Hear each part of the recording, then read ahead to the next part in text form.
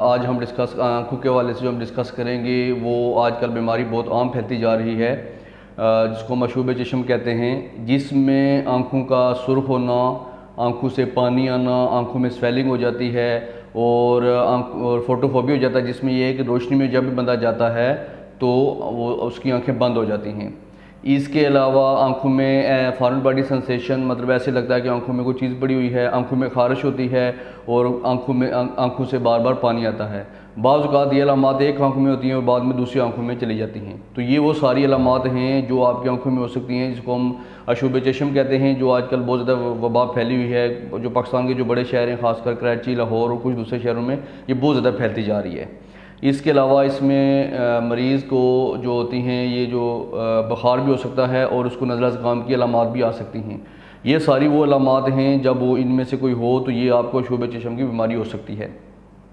और इसमें आपको जो इसकी वजूहात क्या हैं, वजूहात ये हैं कि किस तरह एक मरीज़ से दूसरे मरीज़ में फैलती है। सबसे जो इम्पॉर्टेंट है, सबसे ज़्यादा ज़रूरी है, वो जानना ये ज़रूरी है।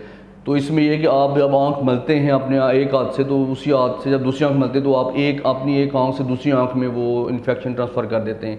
इसके अलावा जब आप आँख मलने के बाद फिर आप हाथ मिलाते हैं दूसरे मरीज़ के साथ, दूसरे बंदे के साथ, तो फिर ये ट्रांसमिट हो जाता है।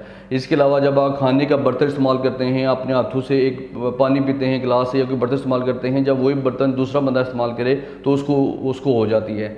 इसके अलावा जब आप तौलिया, एक ही तौलिया मुख्तलिफ बंदे इस्तेमाल करते हैं तो तौलिया के इस्तेमाल करने से एक दूसरे में वो फैल सकती है।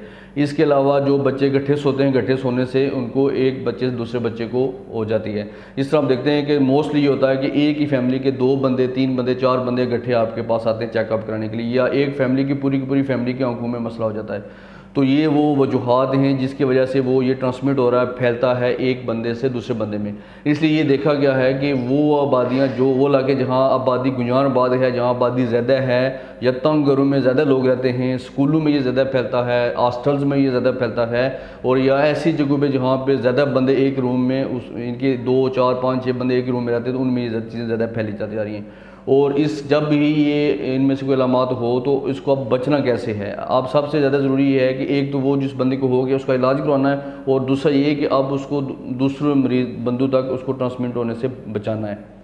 तो सबसे पहले ये है कि आप ऐसा बंदा जिसमें ये अलामात पाई जाती हैं उसको सोशल डिस्टेंसिंग करनी, जैसे कोविड में की थी, कोरोना में की थी, कि आप उससे थोड़ा सा डिस्टेंस रखें, उससे आप हाथ मिलाने से ग्रेज़ करें, ठीक है। और जिस बंदे को ये मसला है उसको चाहिए कि वो अपनी आंखें मले ना, अपनी आंखों को टच ना करे, और वो किसी के साथ हाथ ना मिलाए और अपने हाथ बार बार धोए। सबसे ज़्यादा ज़रूरी ये है कि वो मरीज़ जिसको ये मसला है वो अपना हाथ बार बार धोए, ताकि अगर किसी की चीज़ को टच करे तो वो जरासीम जो है वो उसे मुंतकिल ना करे।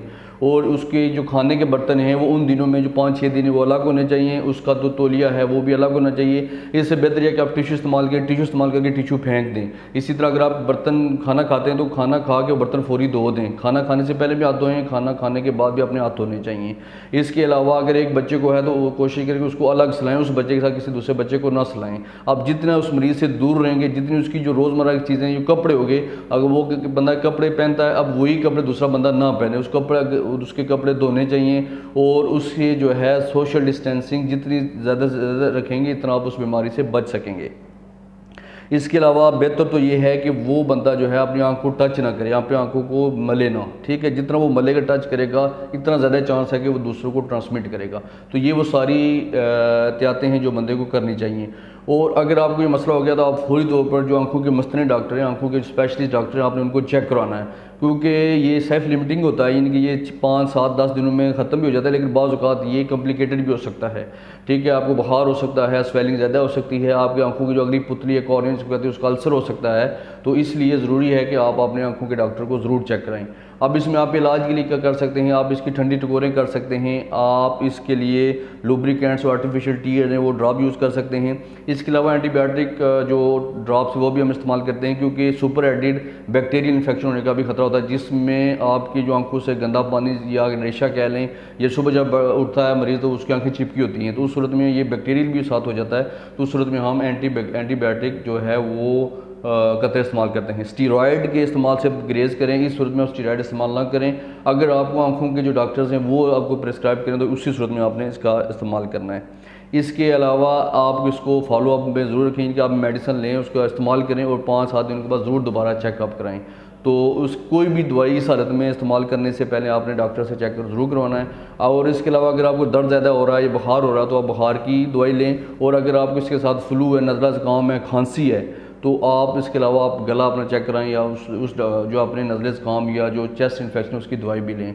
तो जो टेक होम मैसेज ये है कि वो मरीज़ जिनको ये अलामात पाई जाती हैं वो अपनी चीज़ें अलग इस्तेमाल करें, तौलिया या बर्तन, और उस मरीज़ से आप जितना दूर रहेंगे आप उतनी इस बीमारी से बचेंगे।